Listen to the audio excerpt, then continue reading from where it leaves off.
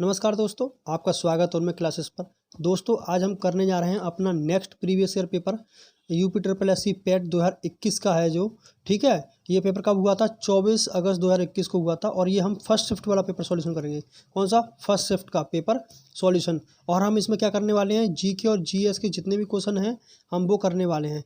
इसमें क्या इंक्लूड नहीं रहेगा, इसमें जो उस समय का करंट अफेयर है वो इंक्लूड नहीं रहेगा, ठीक है। करंट अफेयर हमेशा बिल्कुल, करंट अफेयर का मतलब ये होता है, करंट अफेयर पुराना कभी नहीं आता है, करंट अफेयर नया ही आता है, ठीक है। तो इस चक्कर में करंट अफेयर हम निकाल रहे हैं, वो नहीं आएगा। जो जी के जीएस है, स्टैटिक पोर्शन है, वो सारी चीज़ें आएंगी, ठीक है। हिस्ट्री, ज्योग्राफी, पॉलिटी, इकोनॉमिक्स, जितने भी सवाल हैं सारे हम कवर करेंगे और प्लस स्टैटिक जी के सभी चीज़ कवर करेंगे हम इसके साथ में, सिवाय करंट अफेयर के, ठीक है। चलिए बिना किसी देरी के शुरू करते हैं हम अपना सेशन, जो रहेगा हमारा पीईटी 2021 का प्रीवियस ईयर पेपर, ठीक है। चलिएगा देखते हैं प्रीवियस ईयर का पहला क्वेश्चन क्या है हमारे सामने।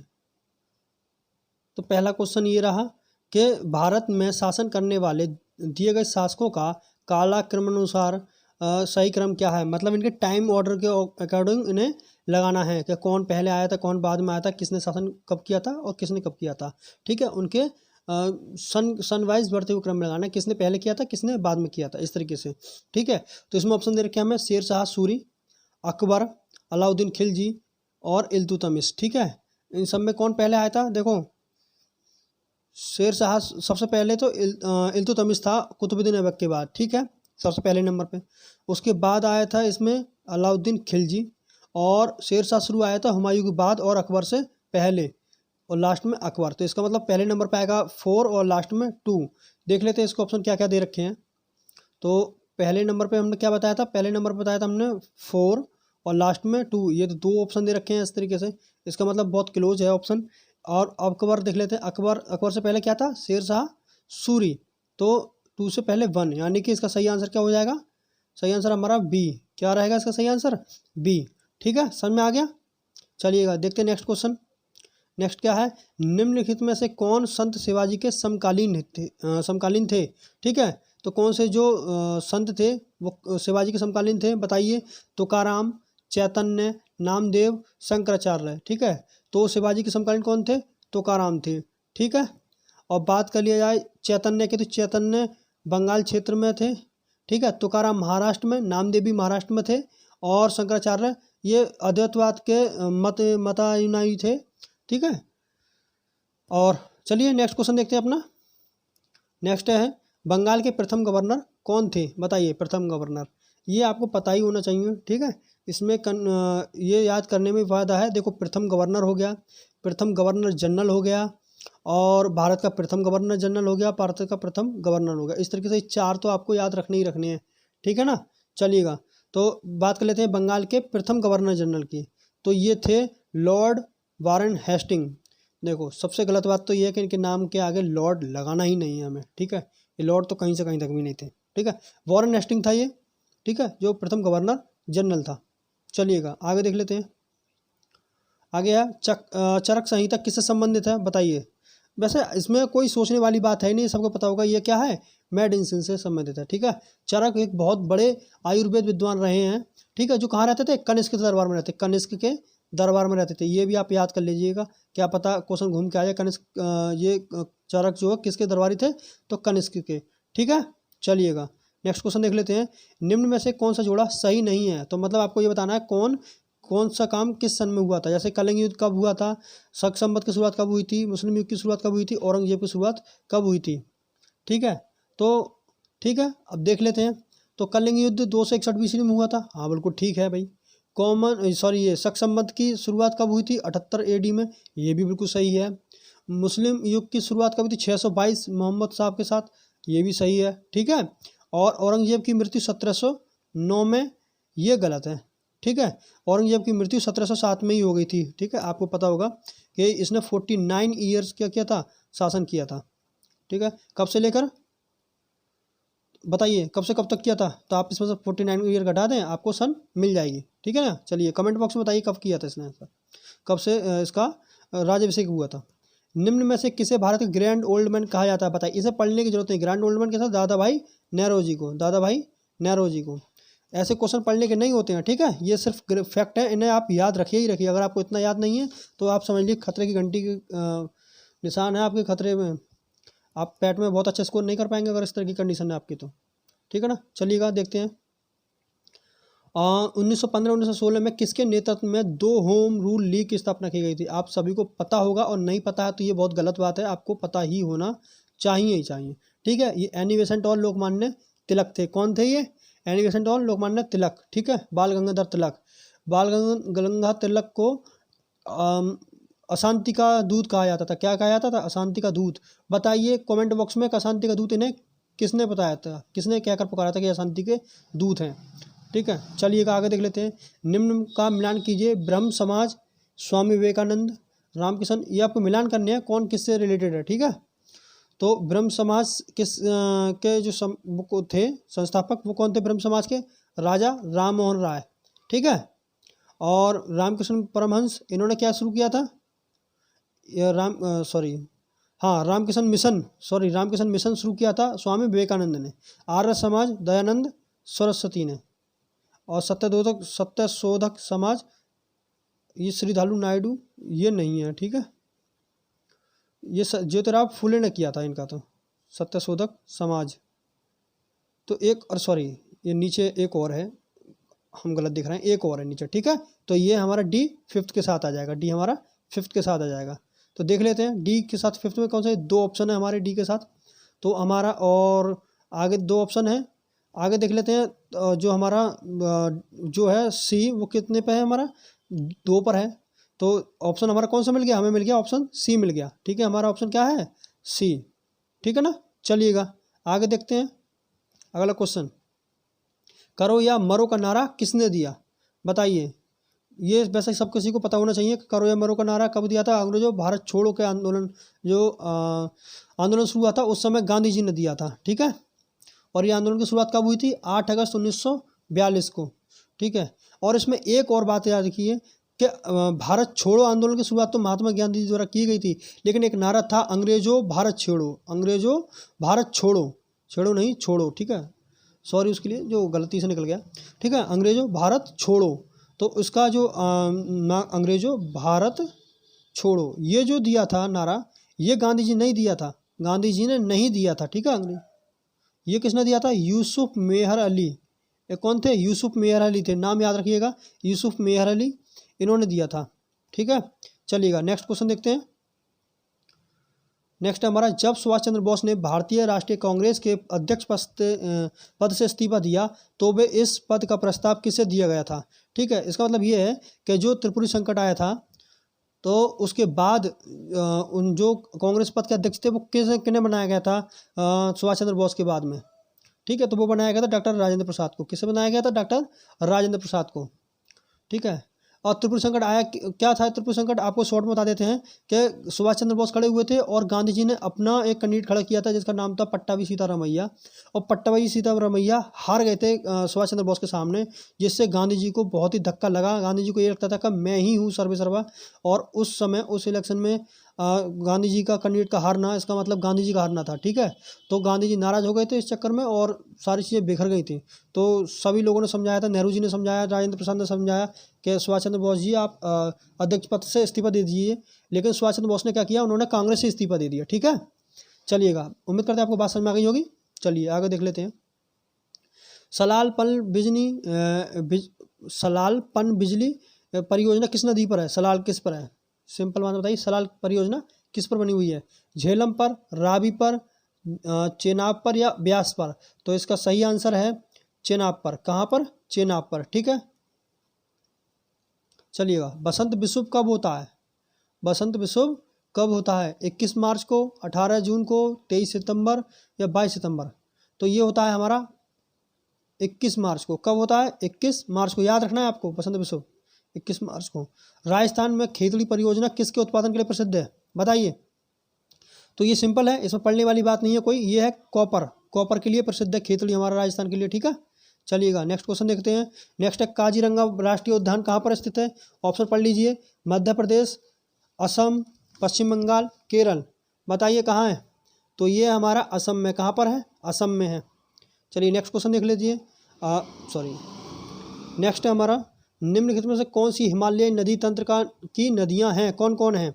तो आप हिमालय जो मतलब हिमालय से निकलती हैं, आप देखिएगा, गंगा निकलती है हिमालय से, ठीक है, ब्रह्मपुत्र भी निकलती है, कावेरी दक्षिण की नदी है, गोदावरी भी दक्षिण की नदी है, तो ये दोनों नहीं निकलती है, तो इसका मतलब ये दोनों ऑप्शन हुए सेकंड और थर्ड। कहाँ है सेकंड और थर्ड?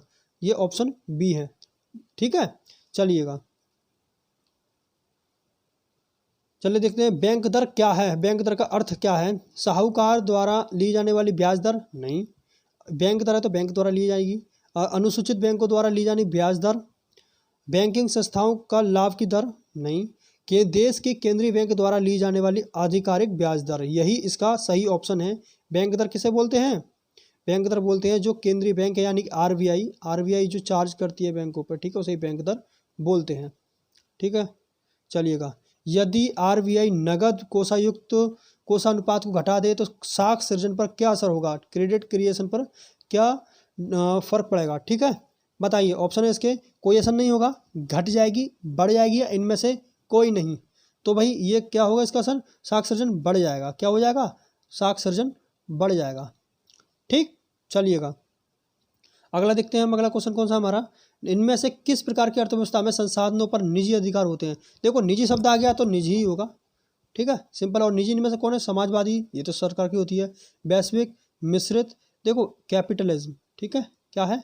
यही पूंजीवादी, सब पूंजीवादी लोगों के हाथ में होते हैं, जैसे कि सभी सत्ता धीमे धीमे अडानी अंबानी की तरफ जाना, यह पूंजीवाद का क्या उदाहरण है, ठीक। चलिएगा, 100 रुपये के नोट किसके द्वारा हस्ताक्षरित होते हैं? देखो, 100 हो, किसी भी तरह का नोट हो, वो आरबीआई के गवर्नर ही द्वारा साइन होते हैं। सिर्फ एक जो 1 रुपये का नोट होता है उस पर वित्तीय सचिव, फाइनेंस सेक्रेटरी के साइन होते हैं, ठीक है। बाकी किसी पर भी, बाकी सभी नोटों पर गवर्नर के साइन होते हैं, ठीक है, आरबीआई गवर्नर के। और वर्तमान में आरबीआई गवर्नर कौन है? कमेंट बॉक्स में बताइए फटाफट। फेमा और कैबिन नंबर क्या है ये भी बताना है। फेमा का पूर्ण रूप क्या है बताइए? Fund exchange media agency, foreign exchange management act, finance and export management association, और फॉरेन एक्सपोर्ट मार्केट एजेंसी, ठीक है, बताइए फटाफट। चलिए, अगर आपने ऑप्शन लगाया है B, foreign exchange management act, तो ये फेरा का क्या है? फुल फॉर्म है, ठीक है। चलिएगा, एक और होता है फेमा, उसके बारे में बता देते हैं भाई। फेमा है तो फेमा है foreign exchange management act, sir ये फेमा ही है, एक फेरा था, ठीक है, फेरा भी था। फेरा क्या था? फॉरेन एक्सचेंज रेगुलेटिंग एक्ट था, इससे पहले फेरा चलता था, ठीक है, फेरा ये था, फेरा, ठीक है, फॉरेन एक्सचेंज रेगुलेटिंग एक्ट।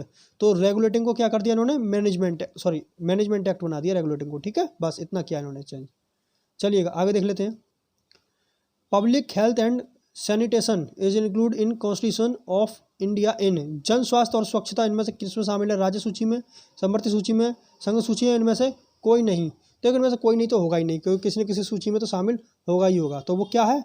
सही आंसर है इसका राज्य सूची में, जन और स्वास्थ्य राज्य सूची में। अभी कोरोना काल में संसद में ये बात उठी थी कि स्वास्थ्य ये वाला डिपार्टमेंट भी किस में डाल दिया जाए? संघ सूची में, ठीक है, ताकि सरकार केंद्र सरकार फैसले ले सके। चलिएगा, आगे देख लेते हैं। देखिएगा, हमारा नेक्स्ट क्वेश्चन है पंचायती राज व्यवस्था इसमें से किसके अंतर्गत रखी गई है? आपके ऑप्शन है फंडामेंटल राइट्स, मौलिक कर्तव्य, और राज्य के नीति निर्देशक तत्व, ठीक है। तो इनमें से सही आंसर आपका क्या है, या इनमें से कोई नहीं? बताइए। तो इनका सही आंसर है राज्य के नीति निर्देशक तत्व, ठीक है। आप ये बताइए कि इसमें कौन से आर्टिकल में बात की गई है ये? तो ये आर्टिकल है 40, ठीक है। कौन सा आर्टिकल है? आर्टिकल 40। चलिएगा, नेक्स्ट देखते हैं 23। शिक्षा का अधिकार एक मौलिक अधिकार है जो कि संबंधित है, किससे संबंधित है बताइए? अनुच्छेद 21A से, अनुच्छेद 19 से, अनुच्छेद 29-30 से, ठीक है, या इनमें से कोई नहीं? तो अनुच्छेद 29-30 तो ये तो है अल्पसंख्यकों के लिए। आर्टिकल 19 है बोलने की स्वतंत्रता से रिलेटेड है, ठीक है, स्वतंत्रता के अधिकार हैं। शिक्षा का अधिकार 21A में आता है, क्या किस में आता है? शिक्षा का अधिकार 21A में। और बताइए अनुच्छेद 21 किससे संबंधित है ये भी बताइए आप, ठीक है। ये है जीने की स्वतंत्रता, ठीक है। निम्न में से किसे संविधान सभा में उद्देश्य प्रस्ताव रखा था? किसने रखा था उद्देश्य प्रस्ताव बताइए? तो ये इसमें ऑप्शन पढ़ने की जरूरत नहीं होनी चाहिए आपको। ये जवाहरलाल नेहरू ने उद्देश्य प्रस्ताव रखा था और इसी के आधार पर हमारी प्रस्तावना बनी थी, ठीक है। चलिएगा, और ये बताइए कि डॉक्टर बी आर अम्बेडकर कौन सी कमेटी के अध्यक्ष थे? ठीक है। भारतीय संविधान में किस अनुच्छेद में अल्पसंख्यकों के हित में निहित है? अल्पसंख्यकों के हित की बात अभी बताई थी हमने 29 और 30, तो इसमें 29 है नहीं, तो इसका आंसर क्या हो जाएगा? 29 हो जाएगा। ठीक, चलिएगा अब आगे देख लेते हैं नेक्स्ट क्वेश्चन किस पे बेस्ड है। नेक्स्ट क्वेश्चन है साइंस से। तो ठोस चालक में धारावाहिक क्या होते हैं? बताइए क्या होते हैं? प्रोटॉन, न्यूट्रॉन या फ्री इलेक्ट्रॉन? तो आप पढ़ते ही समझ गए होंगे, फ्री इलेक्ट्रॉन इसके क्या होते हैं? धारावाहिक चालक होते हैं। ठीक है। और अगला देख लेते हैं, प्रकाश वर्ष किसके मापन की इकाई है? प्रकाश वर्ष, देखिए ऐसा लग रहा है वर्ष जैसे कि ये क्या हो, समय की इकाई हो, लेकिन ये समय की नहीं है, ये क्या है? दूरी की इकाई है। किसी की? दूरी की। और कितनी दूरी? 1 वर्ष में निर्वात में चली गई दूरी। ठीक है, 1 वर्ष में निर्वात में प्रकाश द्वारा चली गई दूरी, यानी इसका ऑप्शन सी बिल्कुल सही है। ठीक है, चलिएगा अगला क्वेश्चन देखते हैं। अगला क्वेश्चन है, ब्लीचिंग पाउडर का रासायनिक नाम क्या है? देख, कैल्शियम सल्फेट, कैल्शियम ऑक्सीक्लोराइड या सोडियम बाइकार्बोनेट या सोडियम क्लोराइड? बताइए। देखो, सोडियम क्लोराइड तो होगा नहीं, कैल्शियम सल्फेट भी नहीं होने का है। ठीक है, सोडियम बाइकार्बोनेट भी नहीं होगा, तो क्या होगा? देखो ये तो रहा, ये रहा ऑप्शन हमारा बी। ठीक है, कैल्शियम ऑक्सीक्लोराइड ये होगा। अब इनके नाम बताते थे। कैल्शियम सल्फेट क्या है? ये जिप्सम है। क्या है? जिप्सम है। और सोडियम क्लोराइड क्यों नहीं होगा? क्योंकि ये साधारण नमक है। और सोडियम बाइकार्बोनेट क्यों नहीं हो सकता? क्योंकि ये क्या है? ये बेकिंग सोडा या फिर खाने का सोडा बोला जाता है। खाने का सोडा बोला जाता है। ठीक है, उम्मीद करते हैं आपको समझ में आ गई होगी बात। चलती है नेक्स्ट क्वेश्चन पे। 18 कैरेट सोने में खरे सोने का प्रतिशत क्या होता है? एक बात याद रखें आप कि कहते हैं ना 24 कैरेट का सोना है। 24 कैरेट जो होता है वो होता है 100% के बराबर। आप इसी से निकाल सकते हैं अगर आपको याद नहीं रहे तो। ठीक है, आप चाहे 18 कैरेट का पूछे, चाहे कितने भी कैरेट का पूछे, आप आराम से निकाल सकते हैं। अगर 18 निकालेंगे, 18 या सॉरी इसका जो निकालेंगे तो आप आराम से निकाल सकते हैं, और नहीं निकाल सकते तो आप रट भी लीजिए, तो इसका होगा 75%। ठीक है, कैसे निकालते हैं? 18/24 गुणा 100। ठीक, चलिएगा इससे निकल जाएगा आराम से, आपको कट जाएगा। ठीक है, 75 आ जाएगा। इसका आंसर कितना आ जाएगा? 75 आ जाएगा। चलिएगा देख लेते हैं नेक्स्ट। संतरे में बहुतायत में क्या होता है? संतरे या किसी में भी जिसमें भी जो खट्टे फल होते हैं उन सब में क्या पाया जाता है? विटामिन सी पाया जाता है। क्या पाया जाता है? Vitamin C. ठीक है, कोई भी संतरा हो गया, नींबू हो गया, जितने भी खट्टे पदार्थ होते हैं। और बताइए सबसे ज़्यादा विटामिन सी किस में पाया जाता है? ठीक, चलो मैं भी बता देता हूँ इसका आंसर। इसका आंसर है आंवला। आंवले में सबसे ज़्यादा विटामिन सी पाया जाता है। ठीक है ना, चलिएगा हम देख लेते हैं आगे क्वेश्चंस। तो अगला क्वेश्चन है हमारा, अगला क्वेश्चन देख लेते हैं। अगला, कितने भारतीय राज्य नेपाल से सीमा साझा करते हैं? बताइए, नेपाल से कितने राज्य सीमा साझा करते हैं? 5, 4, 3, 2। तो गिन लेते हैं। एक उत्तराखंड है, एक उत्तर प्रदेश है, और एक हमारा बिहार है, पश्चिम बंगाल है। ठीक है, बिहार है, वेस्ट बंगाल है, और क्या है हमारा? इधर सिक्किम है। ठीक, चलिएगा। और ऊपर जो बात करते हैं लद्दाख, तो वो क्या आता है? वो हमारा यूटी है। ठीक है ना, चलिएगा। तो कितने राज्य सीमा साझा करते हैं? 5। कितने? 5। ठीक है ना, चलिएगा। चलिए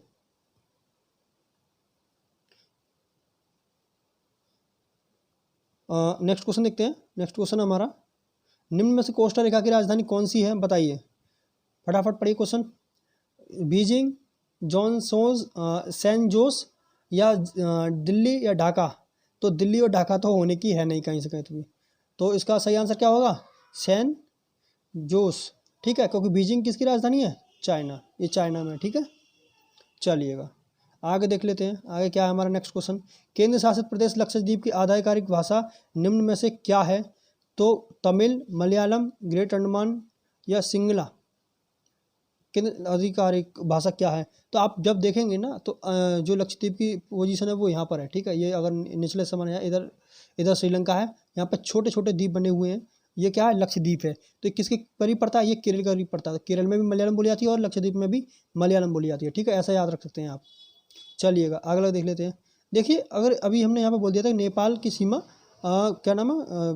लद्दाख से लगती है। लद्दाख से नहीं लगती नेपाल की सीमा। ठीक है, लद्दाख से लगती है तिब्बत की सीमा। ठीक है ना, चलिएगा ये आप करेक्शन कर लीजिएगा। चलिए नेक्स्ट क्वेश्चन क्या है, संविधान, भारत के संविधान के अनुसार लोकसभा के सदस्यों की अधिकतम संख्या कितनी है? तो ये विवादित प्रश्न है क्योंकि इसमें चेंजेस हो चुके हैं अब, लेकिन उस समय आंसर क्या था, 552 अभी भी है। जो 2024 के इलेक्शन होंगे उसके बाद से जो लोकसभा के इलेक्शन होंगे उसके बाद से संख्या कितनी रह जाएगी, 550 रह जाएगी, क्योंकि एंग्लो इंडियंस की जो 2 संख्या थी वो कैंसिल कर दी गई है। ठीक है, अब जो जितने भी इलेक्शन होते जा रहे हैं जिन जिन राज्यों में, उन सब में जो एंग्लो इंडियंस की सीटें थी वो सबको खत्म कर दी गई, चाहे लोकसभा हो चाहे विधानसभा हो। अब आप ये बताइए कि यूपी में कितनी लोकसभा सीटें हैं, सॉरी विधानसभा सीटें हैं? चलिए फटाफट, 404 है, 403 है, फटाफट बताइए। हिंदी दिवस कब मनाया जाता है बताइए, 14 सितंबर, 1 अक्टूबर, 2 नवंबर या 3 अक्टूबर? बताइए। तो वैसे इसमें ज़्यादा सोचने वाली बात है नहीं, ऑप्शन ही ऐसे तुरंत ध्यान में आ जाएगा, 14 सितंबर। ठीक है, अब बाकी भी दिन देख लेते हैं लगे हाथ। 1 अक्टूबर क्या मनाया था, 1 अक्टूबर को विश्व शाकाहारी दिवस, और 3 अक्टूबर क्या मनाया था, जर्मन एकता दिवस। ठीक है, 2 नवंबर को कुछ नहीं होता है, कुछ इंपॉर्टेंट नहीं होता है, हर दिन तो कुछ ना कुछ होता ही है। ठीक है, कुछ ज़्यादा ऐसा इंपॉर्टेंट नहीं जो हमें याद रखना है। हाँ, अगर इसकी जगह 26 नवंबर होता, क्या होता, 26 नवंबर होता, तो ये राष्ट्रीय संविधान दिवस मनाया था, क्योंकि 26 नवंबर को क्या हो गया था, हमारा संविधान बन के तैयार हो गया था। ठीक है, जिसे 2 महीने बाद लागू किया गया था, 26 नवंबर 1949 को बनकर तैयार हो गया था। चलिएगा आगे देख लेते हैं। सार्क, इनमें से कौन सा देश सार्क का सदस्य नहीं है? बताइए कौन सा देश सार्क का सदस्य नहीं है? क्या नेपाल है, बांग्लादेश, अफगानिस्तान, म्यांमार? बताइए फटाफट ऑप्शन। तो इसका सही आंसर है हमारा म्यांमार। क्या है इसका आंसर? म्यांमार। म्यांमार सार्क का सदस्य नहीं है। और अफगानिस्तान कब ऐड हुआ था इसमें? 2005 में। 2005 में अफगानिस्तान सार्क का सदस्य बना था, उससे पहले ये सदस्य नहीं था।